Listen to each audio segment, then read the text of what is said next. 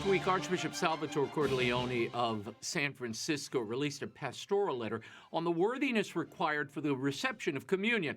Now, several bishops are commending that letter to their flocks, including Bishop Hying in Madison and my next guest.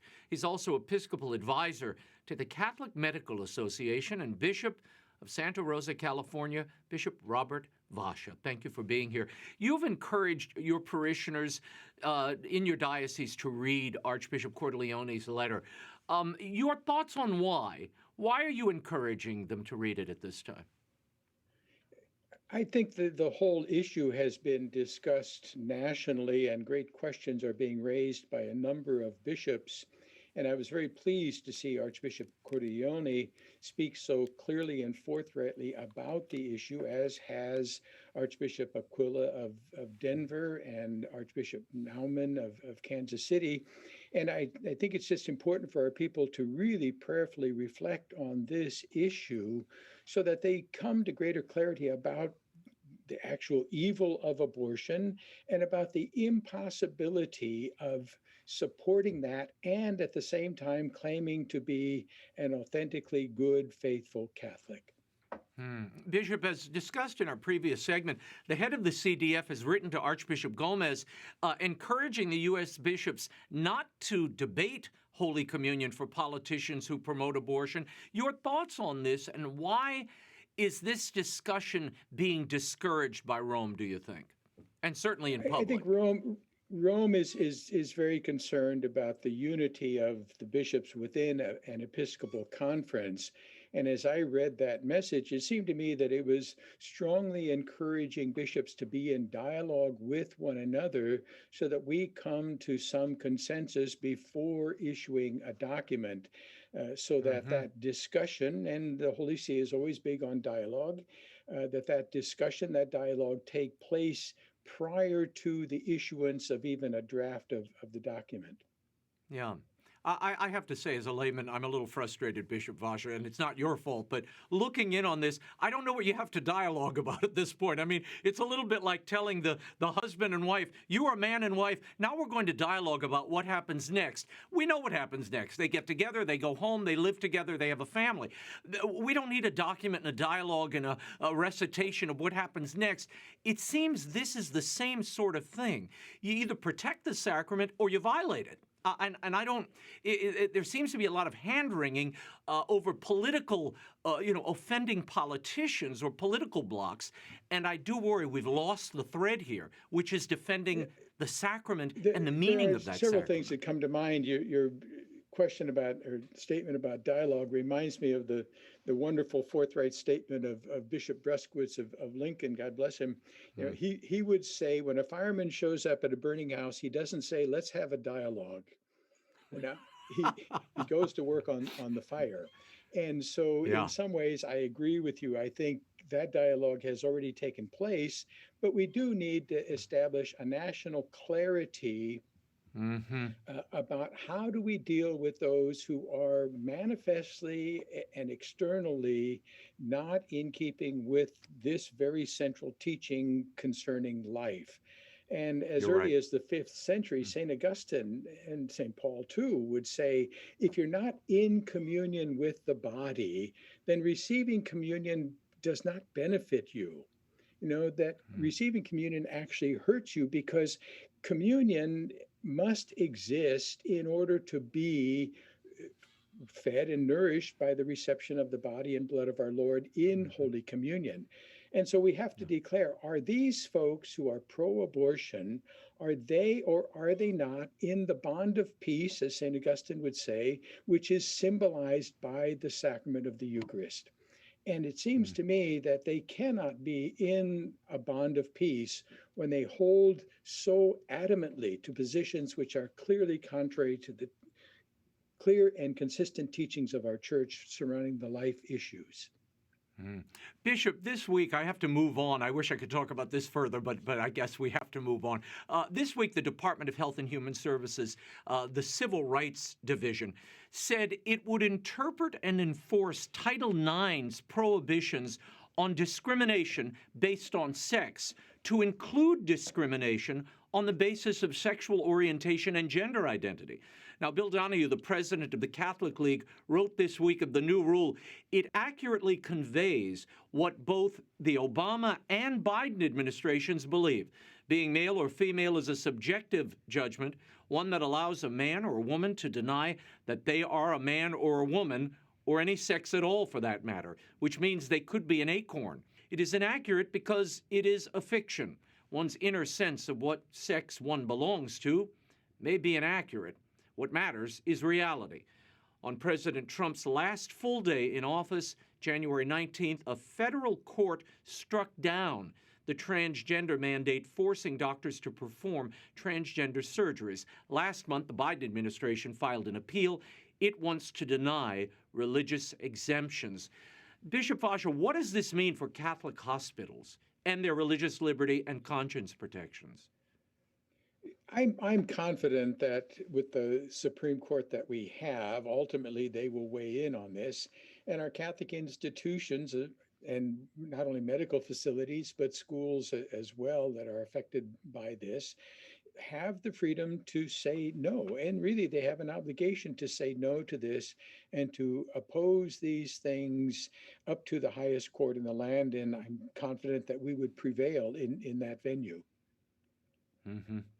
During a Congressional Health Subcommittee hearing on Wednesday regarding the 2022 fiscal year HHS budget, Health and Human Services Secretary Javier Becerra was asked if he understood that a statute prohibiting partial birth abortion exists and if he agreed with the law.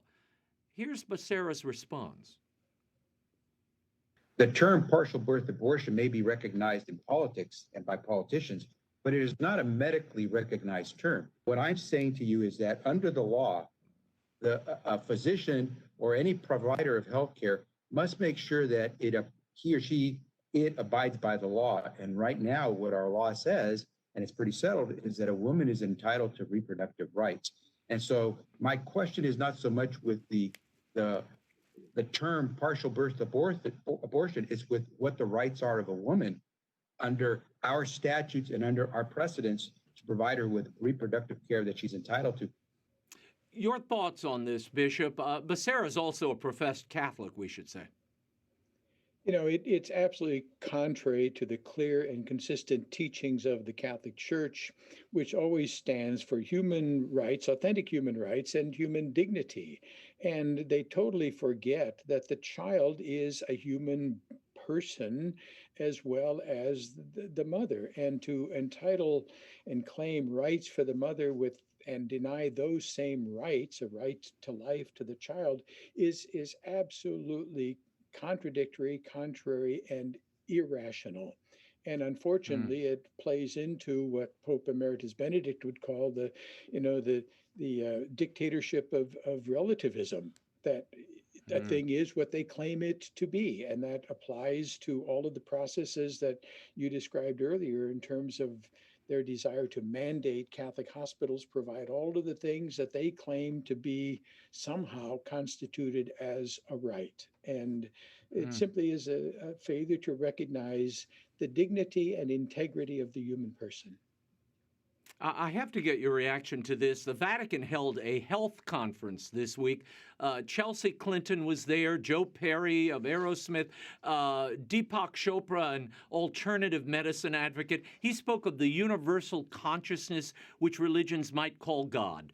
Now, when asked why the Vatican didn't take the opportunity to raise issues important to the church, such as abortion-tainted vaccines or other church teachings related to healthcare, Monsignor Tomas Trafny of the Pontifical Council for Culture and one of the event's key organizers said this: "We are trying to do important work to show that the church can be a part of this discussion, that the church can help people to be more sensitive.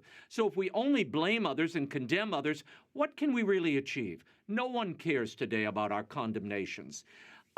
Your Excellency, they want to be a part of the discussion. Is that enough? I mean, look, I fully support the idea of engaging everyone, but isn't the idea at least to propose an alternative way, an eternal way to approach these contemporary issues? It seems to me in order to justify a discussion, there have to be clear parameters about who listens to whom and what is Mm. said. What are the discussable items and which are not up for discussion, and to simply leave a blank slate and to say we're going to discuss all of these matters seems to give credibility to all of these alternative views and opinions without ever stating clearly, here is the position of the Catholic Church, and we want to explain this to you. The church as a mother must be a teacher. And if we don't use these kinds of events to teach, and we are only expected to be the listener, yes, we can learn some things from the world, but I guarantee you the world has a lot more to learn from the church than we do from the world. Yeah, sometimes it seems like the church is trying to play the hip parent who wants to mix in with all the teenagers rather than teach them and guide them. Dr. Anthony Fauci was also at the conference. The Jesuit-educated doctor was asked how much he relies on his faith, but not necessarily his religious faith, to deal with pandemics and the like. It's very interesting when you use the word faith, and I'm glad you said not necessarily religious faith. It really is a combination of instinct, good judgment, and calling back from experience.